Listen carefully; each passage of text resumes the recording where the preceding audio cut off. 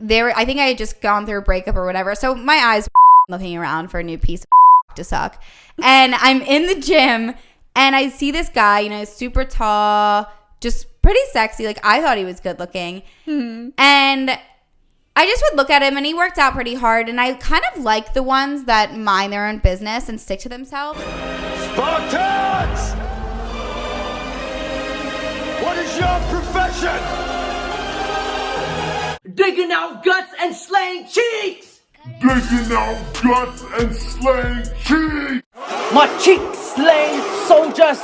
If you focus on your purpose and build your muscle, you shall dig her guts out like a shovel! Face obliteration!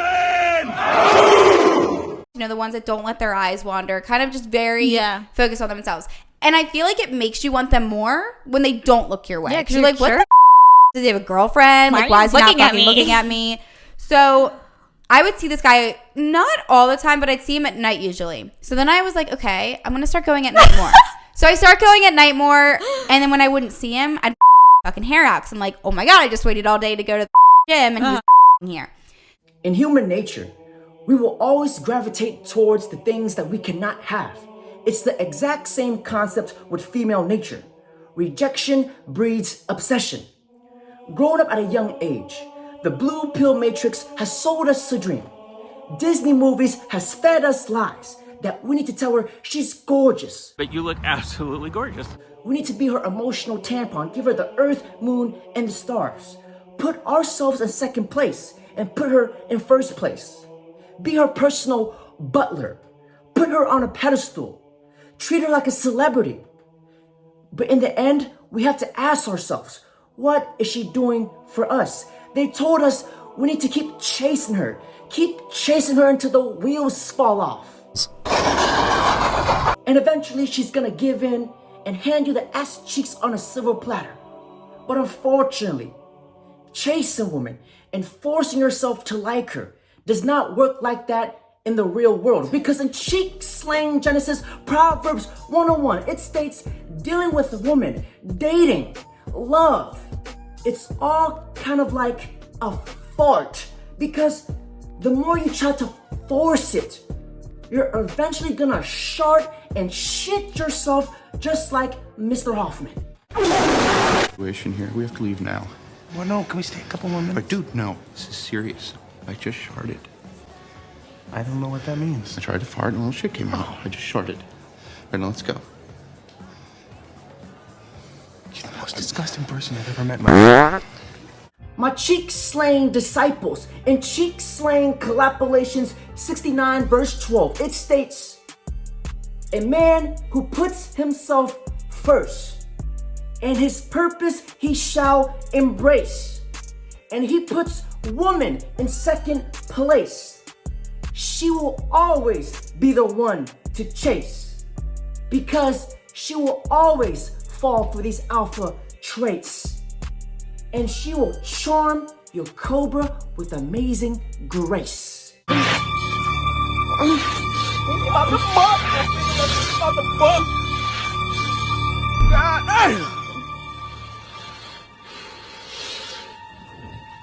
Perfect. Perfect. Perfect. Perfect.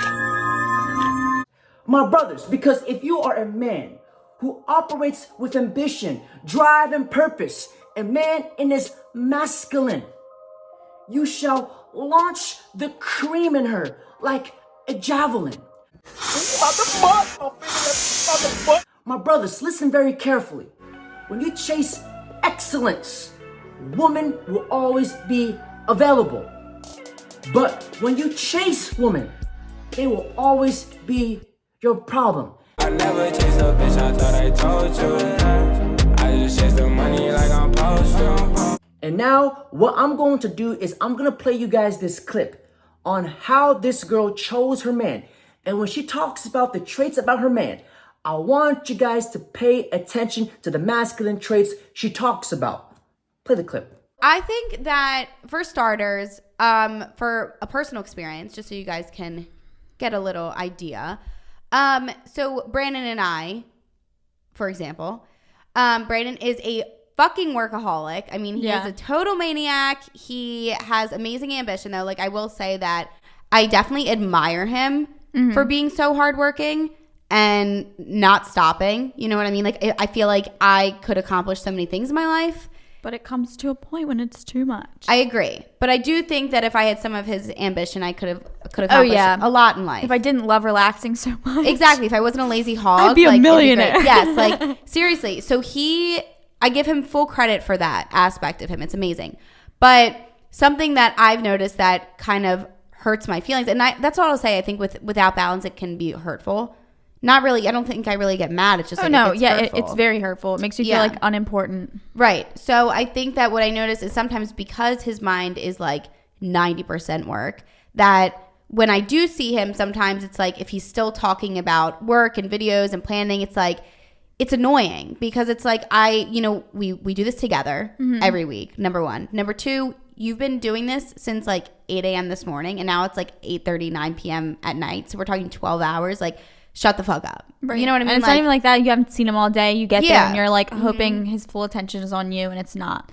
Right. And that's like, it just hurts. And I think, that's kind of what it comes down to too, is like, when you spend time with your significant other, you want to feel, and you're supposed to feel like you are priority in that moment. Like, you know what I mean? Throughout your day, like you do your own shit, you hang with your friends, you work, vice versa. But I think that when you have plans to be, spend time with and be with your person, they should have your undivided attention. And I think that sometimes without balance, in my specific situation, when it comes to work and videos and stuff like that, it can definitely drive a little bit of a wedge because it's like I said, no matter how much, him and I love each other, love being around each other, it can definitely put like a sour taste in your mouth when you're so excited to go see somebody.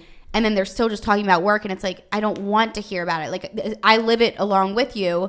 And I know you've been working all day. And, like, I've been doing my own shit all day. Like, I just want to spend time with you. Like, outside of the videos and stuff. Because, I mean, our whole life and relationship is online. So it's like, to be able to have that break and that balance of it just being. So there is a very key reason why Devore chose to be with a man like Brandon. He is operating in his masculine energy. He has drive, purpose, a sense of direction. And let's be honest, 80% of men do not have a sense of direction. They're fat, they're overweight. All they want to do is sit at home, complain and bitch and cry all day, not chasing excellence. And here's the thing. While it's true, at the very beginning of the relationship, the man must pursue 100%. But let me tell you guys something. There is a big difference in chasing and pursuing. An alpha, he seeks a woman who is complementary to his life, not his whole life, because an alpha's number one goal is his mission and his purpose. And if you guys don't remember anything else, remember this quote by Patrice O'Neal. Women do not want to win. They want to be with the winners. The man who sees himself as the prize. The man who puts himself in first place and a woman second. Because the king does not become king by chasing the queen. The king becomes king by building his empire. And by him becoming the king, the queen will come naturally as a byproduct. Real good down low on the floor. Fuck you on the stage like we're putting on a show. Fuck you in the stall in the men's bathroom. Outside in the car, we can do that too. While the simps, the cucks, the beta male simp manginas, they make women their number one priority in life. They force too many unnecessary interactions. They're needy. They're impatient. Beta males and simp manginas. They will drop their purpose, their friends, for a female. The beta males. They seek women's validation and approval because deep down, the simps know that they're not worthy of her, that they're not deserving. There's this famous term coined in the RPU community. If you treat her like a celebrity, she'll treat you like a fan. Let me show you guys this clip. And the one guy, not to like throw B under the bus or anything, but like he was like a big baby. He was like the definition of like a simp. Like he would do anything, and then like when it wasn't going his way, instead of being like, you know, like shutting it down and having a backbone, he would cry and throw temper tantrums. It's this whole thing. I started dating both of them because there's so much to it, but like the B guy was like super nice and super innocent, had no experience. Like I was his first for everything. And then the J guy was kind of like more of like badass. And like the connection that I had with him from the moment I saw him was like one that I've never had before. So like, I think that I knew I wanted him, but I knew he was bad news because like he left the girlfriend at the time for me. And that's never a good sign. Like, yeah, you know what I mean? He was like pretty much like a cheater. Like, let me break this part down with the RP lens to you guys. Female nature 101. Let's be honest, cheating is absolutely blasphemous. It's bad. But a woman will always say, I don't want my man to cheat. But she does not want her man to cheat, but she will always get with the man who could cheat. Because if you analyze this with a cheek slang shotgun, a man who cheats, he exercises options because options is currency to a man. A woman will treat you like a king when she knows you can or will leave. Follow future. You may now bless the gospel. If she catch me cheating, I will never tell her sorry. Not really a loyal guy. We had a lot of like issues, like bad commitment issues over there. And then the B guy is like super nice. And I feel like I would like lean on the B guy when I was upset about the J guy. And like, yeah. I mean, there was one Easter that I literally, when I tell you was, and their houses were like in the same neighborhood too. And on an Easter, I was going back and forth between each one's family like multiple times that day. Oh, slats. My brothers from another mother. In cheek slang Prometheans 101, it states, women are like a shadow. If you follow them or chase them, the shadow will flee. But if you flee, the shadow will follow you. Let's be honest. Women are great and cool to have around.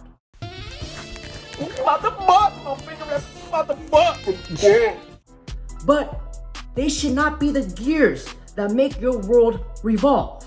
You make your own life revolve by becoming the best version of yourself. Respect yourself, build yourself, and this positive energy will create the natural attraction. Miley Percocet, chase a chick, never chase a bitch. Never chase a bitch. My brothers, let's go back to the Devora and Brandon situation. This is the perfect example of frame, where he leads the interaction and she follows, because an alpha knows and acts in a manner where he knows that he is deserving of her, where he leads the interaction and she submits. Because if you're a man who operates in his masculine energy, she'll be in her feminine energy. Men, take power in your life by leading, by becoming the movie star in your life, where if you become the prize, the highest value male in her eyes, where she's not the number one priority in your world, where she's not the center of your attention, this is going to make her want to fight for your attention. Because whenever a woman is fighting for your time, she's investing time. This means her emotions are getting engaged, because women, they fall in love emotionally, how you make them feel. Because when a woman knows that her man is better than her, she needs to fight for his approval and attention. Because hypergamy 101, hypergamy does not date down. It does not date somebody who's equal to them. Hypergamy dates up. And Brandon, you see what he does very well. He does not put Devora first. He puts his mission, his goals before her. And he never give her what she wants, because he's not moving into her frame. Key word, he does not give her what she wants. This creates the turmoil, the chaos, and this makes her feel, oh my God, does he like me? Is he talking to other girls? It engages her emotions, because women, they love uncertainty. They love a mystery, because it's scientifically proven that women are more attracted to men whose feelings are unclear. Said best by Pastor Coach Corey Wayne.